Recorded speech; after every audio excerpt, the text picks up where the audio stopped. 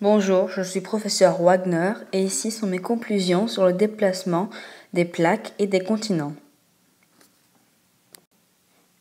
Ici, notre map monde. J'ai observé que certaines côtés continentales semblent s'emboîter les unes dans les autres. Par exemple, ici, le côté est du continent sud-américain semble s'emboîter parfaitement dans l'autre côté de l'Atlantique, dans le côté ouest du continent sud-africain.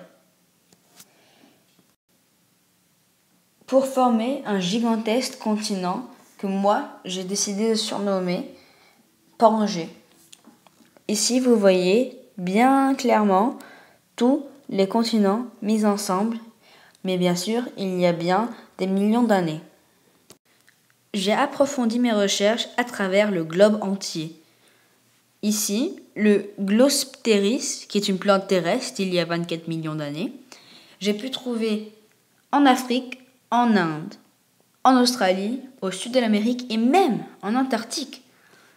J'ai continué à faire des recherches et j'ai trouvé d'autres espèces vivantes, comme le Mesosaurus, qui est ce petit reptile des lacs d'eau douce, il y a aussi 26 millions d'années.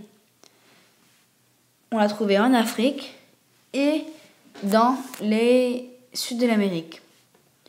Il y a aussi le Cynogathus, un prédateur terrestre, il y a 24 millions d'années, que j'ai trouvé en sud de l'Amérique et en Afrique. Sans oublier le Lystrosaurus, que j'ai trouvé ici en Inde, ici en Afrique et même dans les Antarctiques.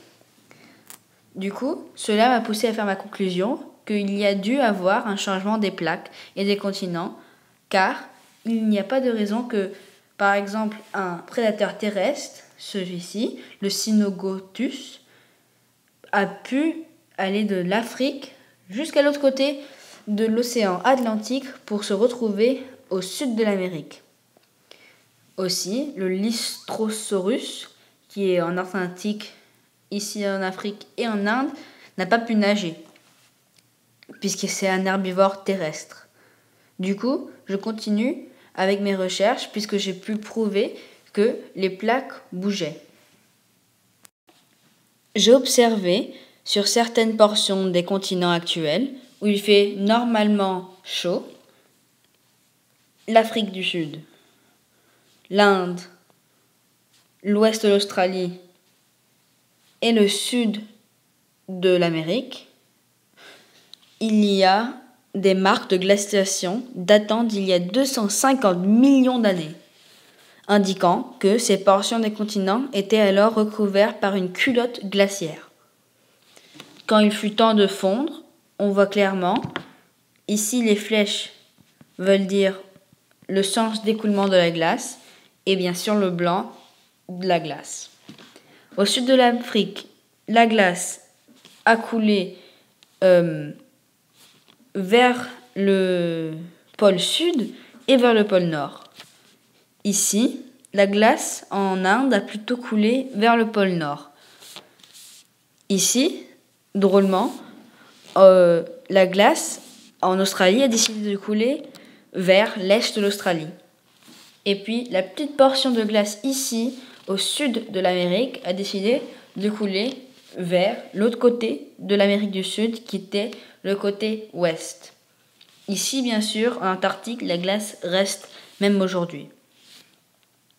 Cela m'a poussé à faire une conclusion nette et correcte que, à un moment, mon supercontinent Pangée a dû être mis en place, car sinon, comment aurait-on pu avoir de la glace d'ici en Antarctique arriver ici et ici, où il fait aujourd'hui, et depuis que je connais ces continents, tout le temps chaud.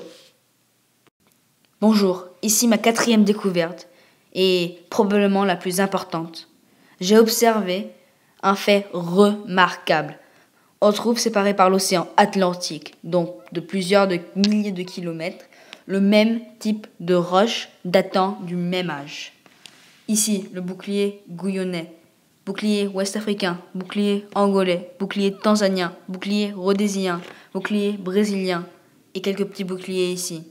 Tout ça, le même type de roche datant de exactement le même âge. La seule façon que ce soit possible, c'est que l'idée de le gros continent, supercontinent Pangée a existé il y a des millions d'années. C'est la seule explication. Il y a eu des milliers d'années, le supercontinent a été ensemble, avec les mouvements des plaques, les séismes, les volcans, les failles, les dorsales. Tout a éclaté le globe et nous a fait cet merveilleux continent. C'est la seule explication possible.